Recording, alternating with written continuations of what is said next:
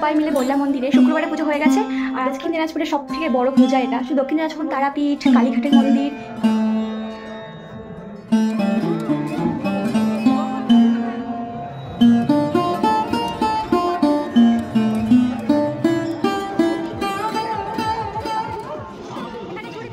Hello everyone, আমি টিয়া। আমার ভিডিওতে নতুন হলে অবশ্যই সাবস্ক্রাইব করে পাশে থেকে। আমার নতুন একটা ব্লগে তোমাদের সবাইকে অনেক অনেক ভালোবাসা। আশা করছি সবাই খুব ভালো আছো, আমিও ভীষণ ভালো আছি। আবারও একটা নতুন ব্লগ তোমাদের সঙ্গে শেয়ার করব। তো আমি এখন অলমোস্ট জামা পরে নিয়েছি, এখন আমি রেডি হব, যাবো বাড়ি। সবাই মিলে বললাম মন্দিরে, শুক্রবারে পুজো হয়ে গেছে আর আজকে হচ্ছে রবিবার আর কালকে ভাসান আছে।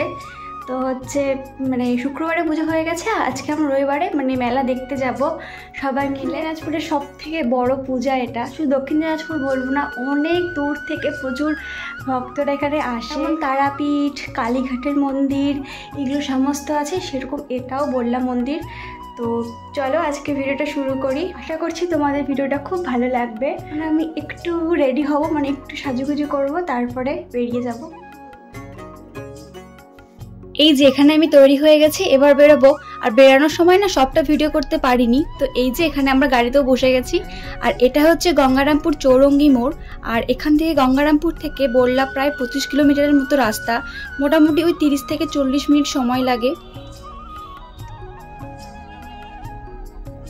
যাওয়ার সময় আমার দাদার সাথে দেখা করে নিয়েছিলাম। এটা হচ্ছে আমার দাদা, ও হচ্ছে হসপিটালে জব করে আর রাত্রে ডিউটি ছিল, ও যেতে পারেনি, তার জন্য দেখা করেছিলাম। এই যে এটা হচ্ছে হসপিটালটা, আর দাদা এখানে বাবাদের সঙ্গে দেখা করছে, গল্প করছে। ওখান থেকে বেরিয়ে গেছিলাম পেট্রোল পাম্পে পেট্রোল ভরাতে গাড়িতে। আর জানো তো, বললা মন্দির ঢোকার আগেই মানে মেন রাস্তা থেকে পুরো লাইট দিয়ে দিয়েছে। এখানে প্রচুর দূর থেকে প্রচুর দর্শনার্থীরাও আসে, আর এটা প্রায় 400 বছরের পুরনো পুজো হয়। মন্দির ঢুকতে কিন্তু এখনো 3 থেকে 4 কিলোমিটার দূরে, আর এত দূরে হচ্ছে গাড়ি রাখার পার্ক করা হয়েছে। তোমাদের সঙ্গে একটা জিনিস শেয়ার করার জন্য ভিডিওটা করছি, যে কত বাইরে থেকে লোক আসে, কত দূর থেকে দোকান বসে, যার জন্য কত দূরে পার্ক শুরু হয়ে গেছে। আর এটা হচ্ছে মেন এন্ট্রান্স, মানে মেন রাস্তা থেকে বললা যাওয়ার রাস্তাটা মেন এন্ট্রান্স। এটা হচ্ছে এই যে মানে গেটটা। এটা আমরা অনেক রাতে গেছিলাম, তাও দেখো কত ভিড়। মানে কলকাতা থেকে শিলিগুড়ি থেকে শুরু করে বাংলাদেশ পর্যন্ত দর্শনার্থীরা এখানে আসে। এটা দক্ষিণ দিনাজপুরের সব থেকে বড় পুজো আর উত্তরবঙ্গের বৃহত্তম মেলা বলতে পারো এটা।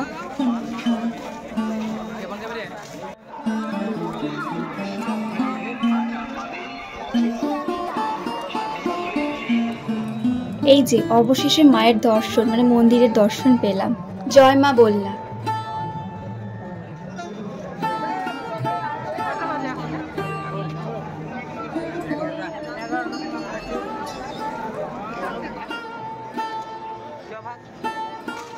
আর এখানে বাবারা নিচ্ছিল ভান্ডারা, মানে মায়ের পুজো দেওয়ার জন্য এখানে ভান্ডারা নিচ্ছিল। এখানে যত ঠাকুর দেখতে পাচ্ছ প্রত্যেকটা ঠাকুর কিন্তু মানত দিয়ে পুজো দেওয়া। মানে তোমাদের মতো আমাদের মতো যারা ভক্তরা আছি, যে মানত দিয়ে পুজো দেবে, তারা এই মূর্তিগুলো দিয়ে পুজো দেয়। শুধু কিন্তু এটুকু না, এর থেকে আরো অনেক বেশি ঠাকুর আছে, সেটা ভেতরে রাখা আছে। এই যে অবশেষে অনেক প্রতীক্ষার পরে মায়ের দর্শন পেলাম। এই মন্দিরে যতবার যাই ততবার না এক অন্যরকম মনে শান্তি পাওয়া যায়। মায়ের গায়ের যত অলংকার দেখছো সবটা কিন্তু সোনার, এমনকি টিপটাও হীরার আছে, আর অনেক কিছু রূপার আছে। রামদাটাও কিন্তু সোনার। সবটা কিন্তু তোমাদের মতো আমাদের মতো দর্শনার্থী ভক্তরা কিছু না কিছু দেয়, আর যখন ছোট ছোট জিনিস পড়ে সেগুলো দিয়ে বড় জিনিস বানায়।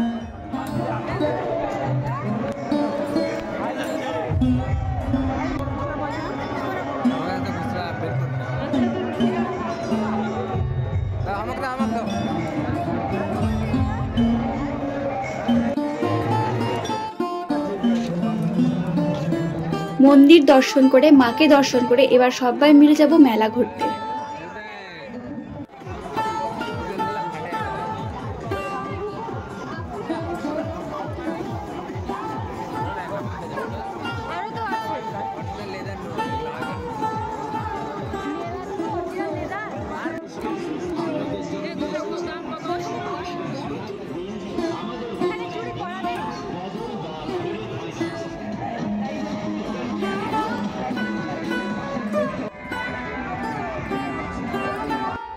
সব শেষে খাওয়া দাওয়া করে সবাই মিলে চলে এলাম। আজকে তাহলে এই পর্যন্তই। সবাই ভালো থেকো, সুস্থ থেকো, দেখা হচ্ছে পরে কোনো ভিডিওতে। আর হ্যাঁ, সাবস্ক্রাইব করে কিন্তু অবশ্যই পাশে থেকো।